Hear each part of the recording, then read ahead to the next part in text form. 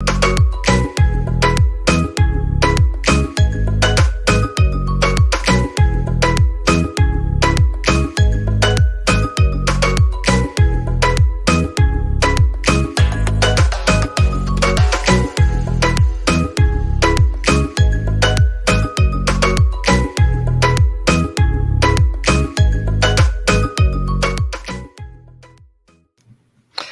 right. Hello, Dr. Roger. Hey there, Shankar. How are you?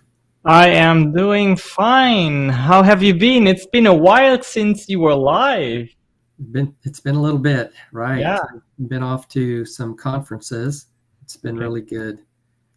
Okay, so you've traveled the nation. What was the name of the conference? It was called Think 360, a Healthcare Innovation Congress. That was the last one that I was at. I was able to meet a lot of great healthcare influencers there, a lot of entrepreneurs. Some folks from the government spoke and were in breakout sessions and panel discussions. So it was a really good event. Any highlights you want to share with us? What impressed you most, or was there a personality that really stood out to you?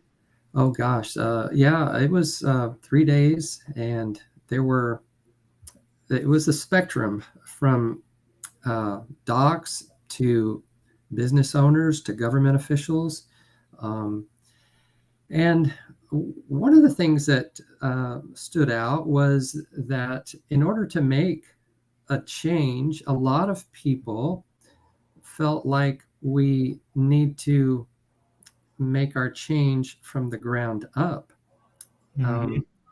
And so that healthcare is best delivered and changed on a local level, and then move up that way.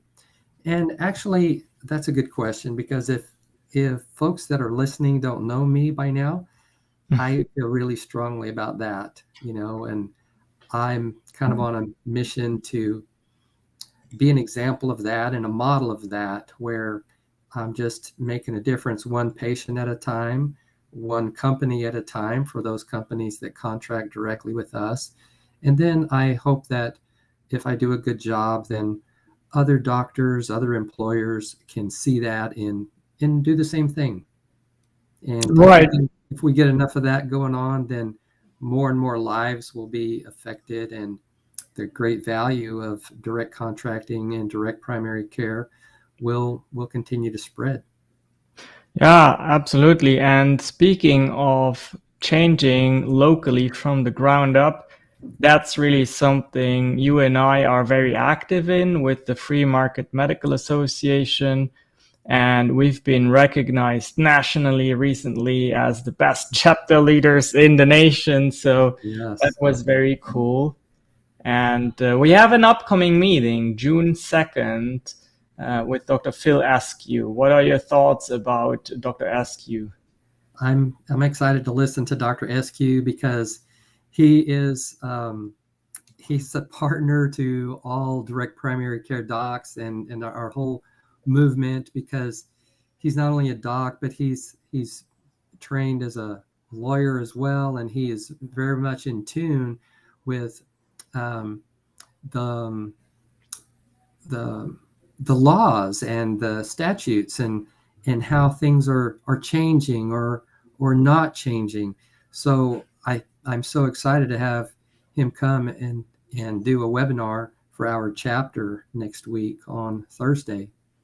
Yeah, absolutely. Dr. Eskew also behind the website dpcfrontier.net .com, I believe, the first DPC mapper that was ever out there. There's a map that is interactive where you can find DPCs in your area, very important for other DPCs. He has a resource section on there if you want to find vendors and solutions that work well with DPC.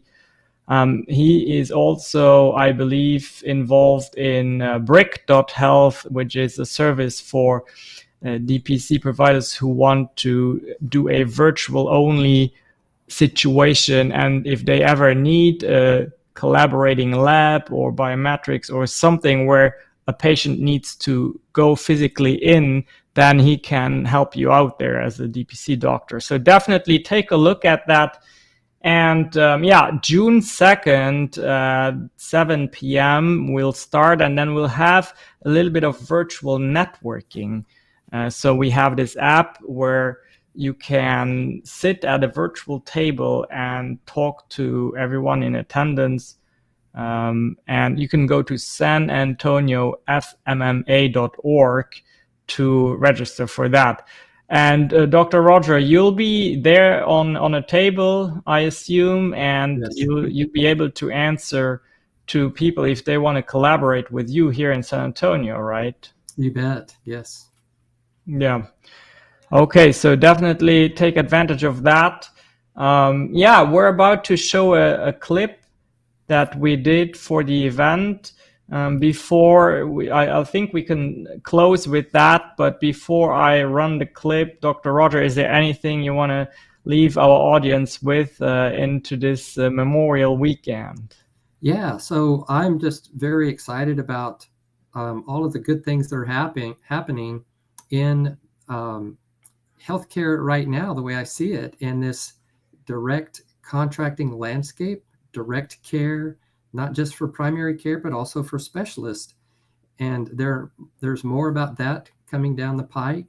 And a lot of folks are recognizing the great value of this, and this whole movement continues to gain momentum. So I'm just encouraging everybody to come out and take a look and see what's going on and network and meet some people, take a look at some things. And then also before we do the clip, I just want to say that my heart goes out to all the folks suffering from what happened in Uvalde, and my prayers are with them all. Yeah, absolutely. Same here. Thank you, Dr. Roger. And I do want to remind you, you wanted to make an announcement that you may be looking for help. Well, that's, we have a lot of momentum going on, and we're growing, and I feel like we have a lot of good things going on, and there's a wonderful position available for a doc that is interested in working with us and the direct primary care model. Just reach out to me, be happy to visit and talk more about how that looks. Yeah, I know folks are seeing this on LinkedIn. They can message you on there, or they can also go to directmedclinic.com and find all the information there. Reach out, send an email to office@directmedclinic.com. That would work as well. All right, well, we'll run this clip. And again, also from my side, a happy Memorial Day weekend. I hope you get some rest. Definitely here in Texas, we need some time to go inwards and enjoy the weekend and be thoughtful of everything that happened. Thank you so much, and I will show the clip, and then it is until next week. Bye-bye, everyone. Bye.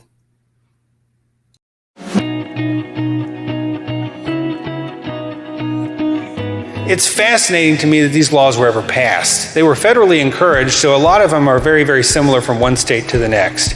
And it's got an R next to it, then you have some formal registration requirement. And I'm probably missing some R's here, but I found all the ones I could and put them on. I've even got a few question marks because I've seen some documentation in those states that said a registration was required and then couldn't find the official documentation when I went to look. I like this Heath Ledger quote from when he was playing the Joker when he says, "It's all part of the plan." That's kind of how you find yourself dealing with all this broker terminology that you don't understand. So I put the quote up there, "Scare him into it," because I heard this from one of my attendings in residency. And, it came up in multiple contexts where they thought a patient should be doing a certain procedure and the patient didn't want to do it. And the decision to not do it seemed irrational to that attending physician and to many others involved in the patient's care. ERISA plans, health plans, the IRS would call various plans health plans, insurance plans. These are all defined by different people at different levels, and they are not equivalent. Okay? ERISA is defined by the Department of Labor. Your health plan is defined by the IRS, and your insurance. And that registration is hopefully with the Board of Medicine. That's who you would talk to first.